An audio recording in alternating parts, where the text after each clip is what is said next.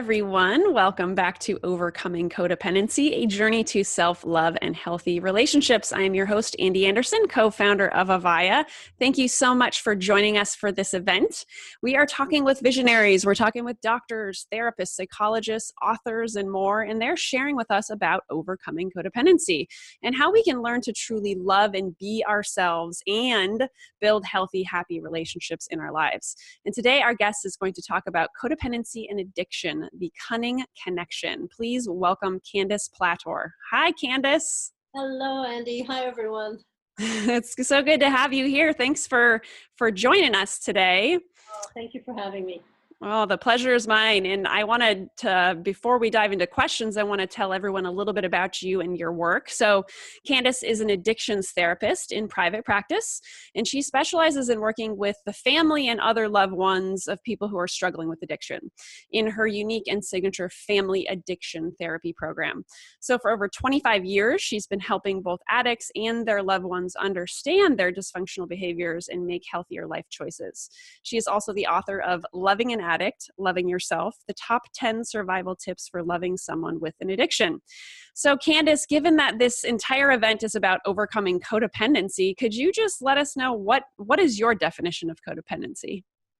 Yes, and can I just add one thing to your introduction of me? Absolutely. Because I'd like people to know that that next month I will be 31 years clean and sober as well. So I understand addiction and codependency from that perspective too. Well, congratulations. That's awesome. And thank you for sharing. So yeah, my really short, sweet definition of codependency is when we put other people's needs ahead of our own on a fairly consistent basis. That's basically what our lives are about. Got it. Yeah. So, you talk a lot about addiction, obviously, in your private practice and help people with that. So what do codependency and addiction specifically have to do with one another? Well, I actually believe that underneath every addiction is a feeling of codependency. I think that, there's a lack of, to me, there's a difference between self-esteem and self-respect. A lot of people don't make a distinction between them, but for me there is, and I think self-respect is more important. Self-esteem is when you get comments from other people, you get validation from other people. Wow, you're doing great, you're in school or you're holding down a job and you're raising a family and look at you, you're doing so well. It's from the outside in. But self-respect is how you feel about yourself at 3 o'clock in the morning when you wake up, if you've even been asleep.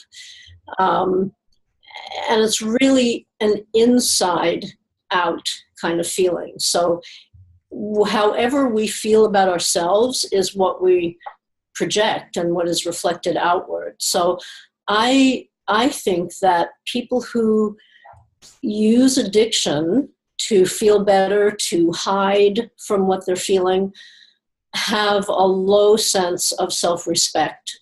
And self-respect is the kind of thing that you can't get from anybody else. You can get some self-esteem from other people, but you can't get self-respect. It's an inside job. I can't give you yours. You can't give me mine, And so when we start to develop, when we start doing the work that helps us develop our self-respect, we don't need addiction as much anymore, if at all. And the other way that addiction and codependency go together is that the loved ones of people with addiction issues, often they're very codependent, and most codependent people really don't like conflict. It's kind of like, no, So what happens is that the loved ones, because of their fear of conflict, will enable the addict and meet the addict's needs or wants, maybe not their needs, but their wants, and they're really meeting their own needs of not having to say no and get a backlash from that. So they're really intertwined, codependency and addiction.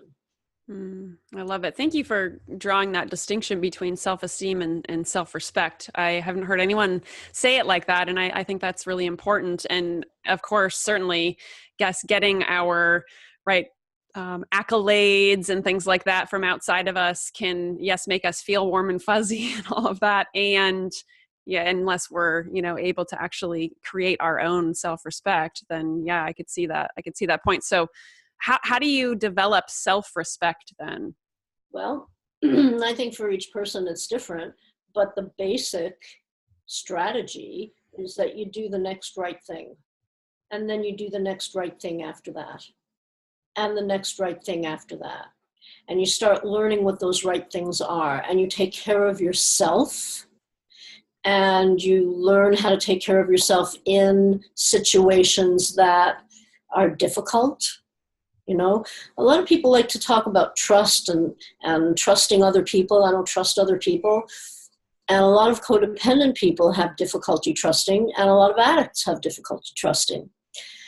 To me, trust and self-trust are pretty much the same thing, because in order to be able to trust, we need to know that we can handle ourselves, we can take care of whatever we're dealing with in life in a healthy way. And so that's how you develop self-respect, one condition, one situation at a time. You do the next right thing. You learn how to do that. And if you need help doing it, you reach out for help to do it. Hmm. So would you say that codependency itself is an addiction? I would say that codependency is an addictive behavior. The enabling is an addictive behavior, because we don't have to deal with anybody's anger toward us. We don't have to deal with anybody's frustration or disappointment or any of that stuff. We can just la, la, la, la, la, go along.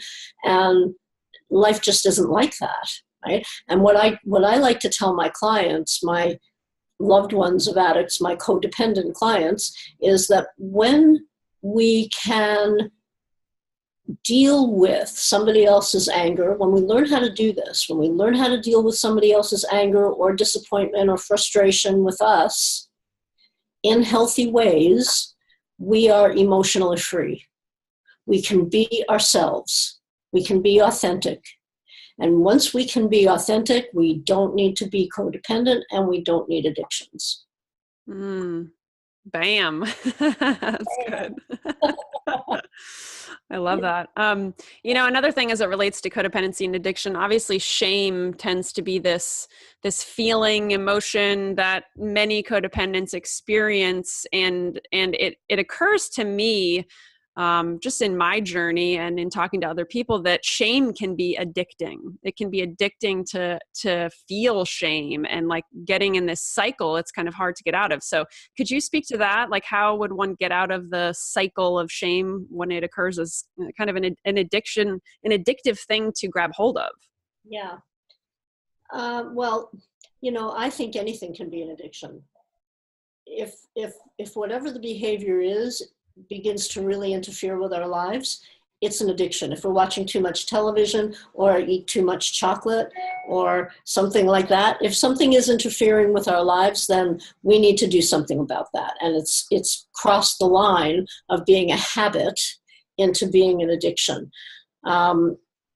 So what I would say about that is that, one of the addictive behaviors is drama. We like drama. It makes us feel alive. It makes us feel excited. We don't recognize that, and we'd never admit it to somebody else. But we, if we don't have enough of that in our lives, we're going to create some, because we know how to deal with that. It's the comfort zone.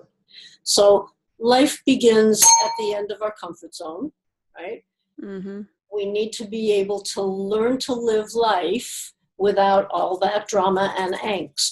But there's another part of the shame spiral, and that is that people with a lot of shame often aren't talking about what's causing them the shame. Like loved ones, for example, don't always talk about the fact that they've got an addict or an alcoholic or some kind of problem, some kind of addictive loved one in their family. They don't talk about that because they feel like nobody could ever understand how they feel.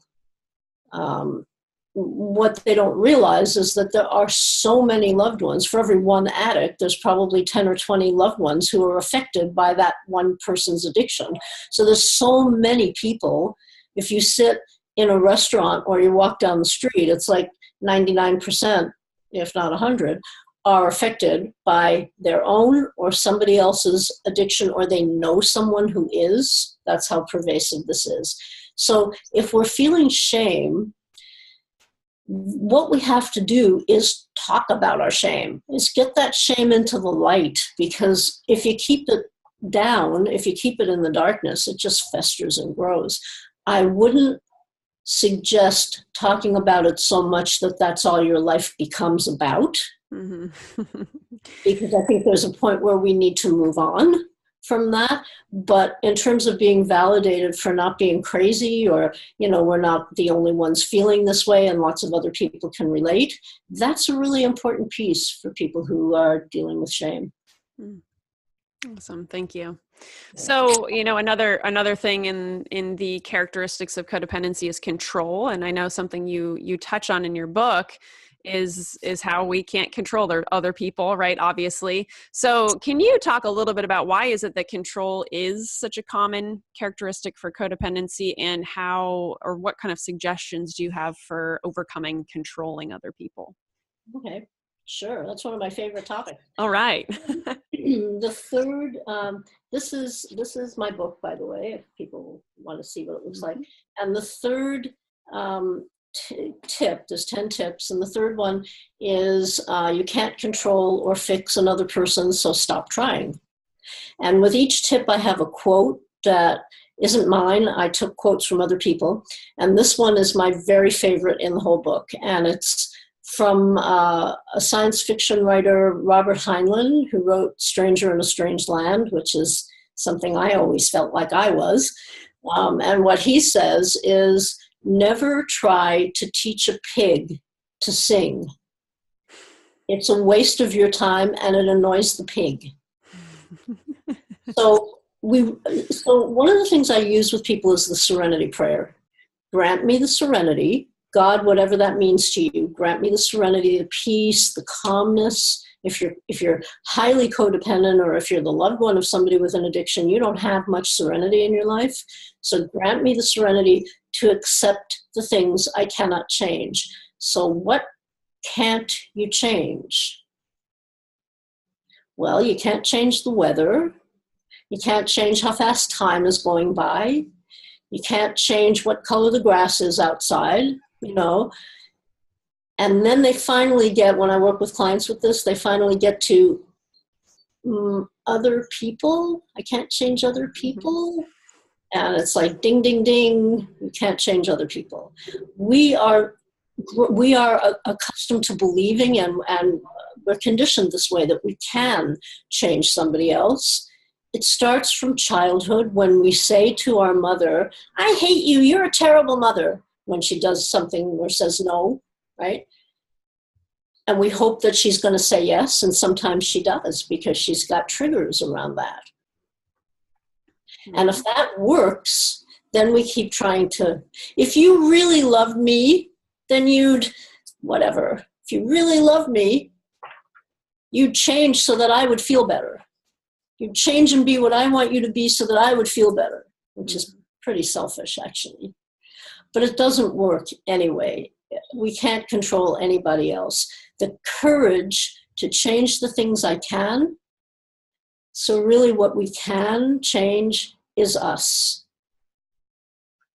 There isn't really anything else we can change. If you're listening to this right now and you've been trying to change someone, I would ask you that Dr. Phil question. I'm not that big a fan of Dr. Phil, but every once in a while he says something useful. And he says, how's that been working for you? For me, the dynamic of trying to change, trying to control, is that we control what we fear. If we don't fear it, we don't need to try to control it. So if we're afraid that somebody else isn't going to treat us right or do what we want them to do, or they might leave us or whatever, codependents have big fears of people leaving them, and then we're going to try to do everything we can to control them. Not going to work. It's going to drive them away even faster. Right. Yeah. And that fear of abandonment is such a big thing for so many people, and anyone watching right now who's struggling with this, you're not alone. No. And the way to get past that is that self-respect piece, because without that, we're like a black hole. And scientifically, when you put something in a black hole, it disappears. So I could say to you, Andy, you're fantastic. You're so great. If you don't believe that, it's a black hole. I put it in, it disappears. Right. We need to be our own best friend. We need to believe in ourselves. We need to learn how to do that. And sometimes we need to reach out for help to do that. Right. But we need to do that. Mm-hmm. Yeah. I know, because I haven't always been this person. 31 years of recovery makes me this person. But yeah, and I love that you 31 years of recovery, right? Recovery occurs as not a destination. It is a constant practice also. It is. I mean, I don't know if I had a glass of wine at dinner, if that would, bring me back to alcoholism, or if I had a toke of a joint, if I'd be in trouble. But the point is that I don't know. Mm-hmm. And I don't want to go back to where I was. So right. I remain abstinent. That's my choice. I see addiction as a choice more than anything else. So, mm-hmm. Yeah. But I don't know. I mean, am I a recovered addict? Your guess is as good as mine. And because I don't know, it's easier for me to just not tempt the fates, Right. Absolutely. Another thing I wanted to touch on that you talk about in your book, and I love that you talk about this, is not blaming others and starting to look at ourselves. I think that was one of your other chapters or tips. So this is obviously so incredibly key, because so many of us can get wrapped into the victim role and start blaming other people and not being responsible for ourselves and our choices, right? So could you dive into that as it relates to codependency? Well, again, how's that working for you? Because really, we all make our lives what it is by the choices that we make. And if things aren't working for you and they're consistently not working for you, then I think there's somebody that you need to look at. And it's not the other guy. Because we are the center of our own universe, and we are supposed to be, but in a healthy way. You're the center of yours. I'm certainly not the center of your universe. You're not the center of my universe, right? It just doesn't work that way. So when we try to make other people the center of our universe, that's when things get crazy. So we have to do that. We have to be that for ourselves. Again, same message. Yeah. Mm-hmm. Yes. Does that answer your question? Or? Yeah, absolutely. I wanted you to touch on, that. I think it's so important. And I feel like that's sometimes missing from this conversation. So I love that you talk about that in your book, because. And I have a little more about that. I have a little more. Okay. Yeah. If you're the loved one of an addict and you're just starting out learning about this, then you are very probably the codependent loved one of an addict of any kind. When I talk about addiction, it's not just drugs and alcohol. There's so many ways to be addicted and to cause problems. What you need to look at in yourself is whether you are enabling the addiction to continue. Are you, for example, giving money to an addict when you know where that money's going to go? If you are, then you're enabling. And you're doing it so that the addict will like you. You're doing it so that you don't have to deal with the addict's anger, so they don't punch a hole through the wall. Understandable, totally, but it's not going to make the situation any better. So if you're the loved one of somebody with an addiction, we need to know the difference between enabling, which keeps it going, and helping, which helps it to stop. And so how does one know the difference for those listening who are in that scenario? Yeah, I think most people know the difference. They just don't know what to do about doing it differently. I have a lot of clients who, they'll come to me and they'll say, I know I'm enabling, but, and then they'll tell me why they're doing it. The reason that people enable is to keep the status quo kind of going along, because loved ones can become very comfortable in that role as well. So, in order to be able to change this, we need to get some help. We need to get another perspective. We need to read a book, or we need to have a therapist, or we need to listen to some YouTube videos, or we need to start thinking about this differently, because we can get stuck in our own comfort zones of enabling. Right. And that just doesn't help anyone. And it's not a self-respect piece for the loved one, because they know what they're doing. They just don't want to, that's the other thing they'll say is, I don't know what to do. I don't know what to do, they'll say. And I say, yeah, you do know what to do. You just don't want to have to do it, which is totally understandable. Right. But you're going to have to do it if you want the situation to get healthy. Mm-hmm. So what about people pleasing? I know that's another thing you talk about, and you mentioned a little bit ago about, right, doing things because you want people to like you. Yeah. So what is what's underlying people pleasing? Not feeling good about yourself, not feeling worthy of having people like you. I lived like that for years and years. I don't live like that anymore. People who know me know that I really love butterflies. And the cover of my book, Butterflies. Mm-hmm. Right? I see one behind you too, or part of one. Can you see it? I see part of it. Yep, half of it. Oh, yep. There's the whole butterfly. Yay. So I don't just love butterflies because they're beautiful, although they're amazing. I love butterflies because they start out as caterpillars.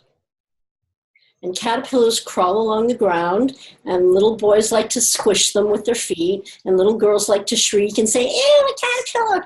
And caterpillars are dissected in biology class, the caterpillar doesn't get much respect. But the caterpillar has an instinct, and it knows that if it doesn't change, it's going to die. That's basically what happened to me. Right? That's what my bottom was about. So the caterpillar turns itself upside down on a limb of a tree and creates this cocoon of bug juice, and sits in this bug juice while it changes pretty much all of its DNA. And when it's ready, as soon as it's ready, not a minute before, not a minute after, but when it knows it's supposed to come out, it emerges as this amazing butterfly. And nobody says, ew, a butterfly. Right? Mm-hmm. So today I am a butterfly. I have been for a while. I have caterpillar days every once in a while, but most of the time, that's not who I am anymore. And I will never give up my self-respect. I've worked hard to have it. I know the importance of it. I wish it for everyone. Without it, we're just candles in the wind, Mm-hmm. So if we want to become strong and we want to feel good about ourselves and we want to know how to handle situations and feel that self-trust, we might have to turn upside down on a tree limb for a while. Sit in some bug juice. Awesome. Thank you. I love it. Yeah, I know there's Butterfly on your website, so everybody definitely go check that out, and I'll let you know how you can do that in a few minutes here. Because the tagline for that is, if nothing ever changed, there would be no butterflies. Right. And I want to tell people who are listening that I am an example, I'm living proof that addicts can change. I'm living proof that codependents can change. So if you're in a situation where you're feeling like you're codependent, or somebody you know is, or you have an addict in your life that's driving you crazy, this can change. And if you read my book, it maybe is the first, step to finding out how this can change. But it can change because I changed and I reached a really low bottom. So, let's do it. Let's do it. Let's feel better about ourselves. Thank you. I love that. It's very inspiring. And yes, everybody, please take this on. And Candace is dead on. You need to get help and have people there for you. And that could look many different ways, but it's definitely important to have others around you that can relate and who you can talk with. One of the big things that I really want to leave people with in this event is you're inspiring me in this moment, right? That we can do this, right? We can overcome this. We can be in this recovery process, right? So what I want to instill in others is that they truly can have deeply connected relationships with, let's say, their romantic partners without giving up themselves, because often the codependent is giving up themselves. They're losing themselves in that relationship. So if you had one piece of advice for how to do that, what would it be? Well, it would either be don't be in a relationship until you get this figured out, or it would be, how about looking at your partner as your best teacher? Thank you so much for being in my life so that I can learn how to change myself, so that I can change and grow. Mm-hmm. Because in order for codependents to be healthy, they have to stop controlling or trying to control. They can't control anything but themselves, but trying to. They have to stop doing those behaviors that they know aren't working anyway. I mean, I have a few of the ones I can remember, some of the ones that I did years ago, and oh my God, it would be almost too embarrassing to tell you about, but it didn't work. And it sabotages relationships to do that. So, if you're not in a relationship right now, if you've had a string of relationships maybe, or maybe one horrific one for you, and you're thinking, never again, I'm never getting, maybe close that door, but don't lock it, because there could be somebody wonderful out there. But we attract from where we are, and it can't work any other way. It just doesn't work any other way. So if I'm codependent, I'm going to attract somebody who either wants me to be codependent or is going, somehow we're going to mesh, but we're going to mesh in this really kind of dysfunctional way. So if you're not in a relationship right now, work on yourself. Take some time, work on yourself. See who you attract then. If you are in a relationship and you want to stay in that relationship, look at yourself. Change some of the things that you've been doing. And if it helps your relationship, that's great. If not, have enough self-respect to maybe think about, is this what I want for my life? Mm-hmm. Thank you. Yeah. Love it. So we are running low on time, and I want to make sure that we get to talk about a couple of things below this video. So number one is there's actually a button below this video that takes you over to Candace's website, and you can actually download a free chapter of her book that we've been talking about. And also below this video is my email address. And for those, actually Candace is doing something really cool. So for the first 4 people that email me, they will get a full PDF copy of Candace's book, so the entire book in PDF format, and a free 60-minute consultation with Candace. So super exciting, super fun. So 4 people get this, and you have to email me, and in the subject line, so that it'll be easier to find you, just put Candace in there so that I know that who you are, what you're emailing me about. Just put Candace in the subject line so that you can win that. So Candace, tell us about what they'll get, obviously, out of the book, and what they'll get out of doing this consultation with you.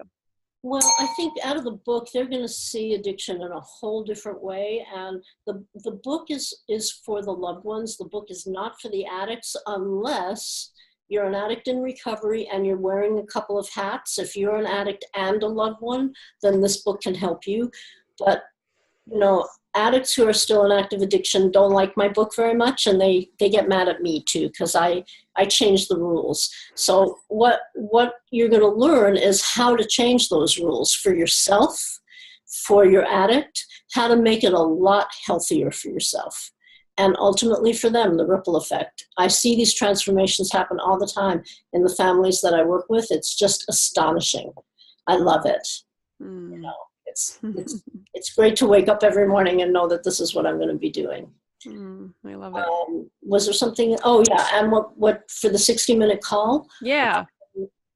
The 60-minute call, there's no obligation with the 60-minute call to work with me after that. If you want to, we can talk about how that might happen.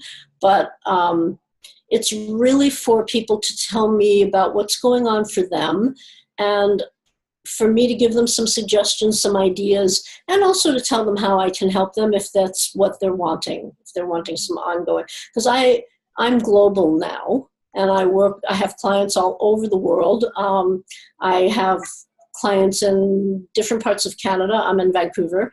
I have clients in the States. I have clients in Hong Kong and Australia and England, and, just got one from Hawaii, which is really cool. So yeah, I mean, it doesn't matter where you live. If you can speak English and we can talk together, then we can look at having that 60-minute call, and or looking at working together if you want that. Thank you so much for offering this. That is so amazing and really special for everybody. So again, everybody just email me. The email address is below, and with Candace in the subject line, and the first 4 people get that free PDF book, the entire book, and a 60-minute consultation. So I love it. And then again, you can head over to Candace's website by clicking the button below also, and check out all of her stuff. Yeah. And on the left-hand side, as you're looking at it, of every page, if you scroll down to maybe about the middle-ish, that's where you'll see where you can enter your name and get the free chapter. So I just don't want people to get lost and say, where is it? That's where it is. Okay, awesome. Thank you. Candace, Are there any last words or insights or wisdom you want to share before we hop off? Everybody has butterfly potential. Never, ever, ever, ever give up. Don't give up. Thank you. Thank you so much for doing this, Candace. I appreciate it. You're welcome. Thank you, Andy. Bye, everyone. Bye, everybody. All right. Thank you so much for tuning in. And here is to our collective journey to self-love and healthy relationships. Take care. Hey everyone, thanks so much for tuning into this last interview with Candace. Some of the things that really stood out for me in Candace's interview were when she drew the distinction between self-esteem and self-respect.